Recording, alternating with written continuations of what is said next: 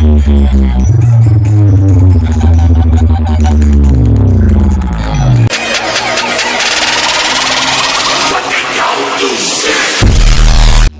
Guys এখানে জলডালা উপলক্ষে এসেছিল পাওয়ার মিউজিক, তাই আমরা এসে গেছি এখানে দেখতে। চলো দেখতে থাকো, এখানে পাওয়ার মিউজিক রানিং হচ্ছে এবং আবার সামনেই রয়েছে কৃষ্ণ সুদামা। চলো তোমরা পুরো ভিডিও এনজয় করো।